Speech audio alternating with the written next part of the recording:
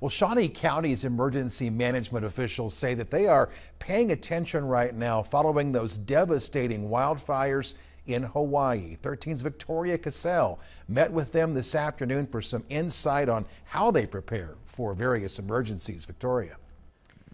David, I spoke with Dusty Nichols, the director of Shawnee County Emergency Management, who broke down just how our emergency systems work here. Shawnee County's emergency management team says they're taking notes after Hawaii's wildfires. It starts with us recognizing what threats can happen here, but based on historical events or stuff that's actually happened. So we build what we call a THIRA, a Threat Hazard Identification Risk Assessment.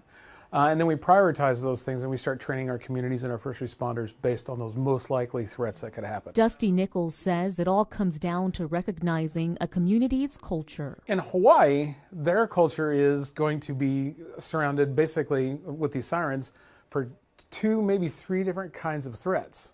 The tsunami type, where you're telling people to get to high land, or something at the top telling people to go down lower.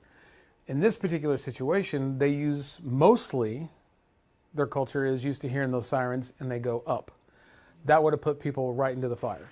So their decision to not sound that siren was based not only on the danger that they're dealing with, the misunderstanding of that communication, but also the culture of the people that are there. Nichols says the county's 24-hour operation systems are always being updated and checked to ensure they are ready for any situation. We rely heavily on backups to backups to backups, redundant systems. So while our primary may run off of a wired system or a Bluetooth or even, like you said, a siren system with just basic power or cell, not all of them are that way. Should something happen for us and we lose all power, everything, we have a couple of different ways to warn communities. So we could get law enforcement or fire trucks on a PA system. Our team can be out in trucks on our PA systems telling people that there's a problem, that they need to move. We can get volunteer groups to go out and knock on doors. But he also says while most of the responsibility falls on them, it's also the public's job to pay attention to warning and alerts. We don't want people to rely on those sirens because they are an outdoor warning system. That's why we encourage people to have multiple ways of getting the warning, like all hazards radio. Most people have the apps on their cell phones, etc.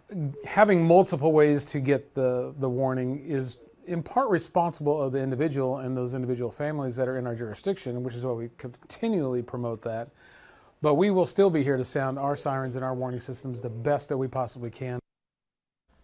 And we have a link where you can sign up for emergency text alerts available on our website. David. Good information tonight, Victoria. Thanks. The Stormont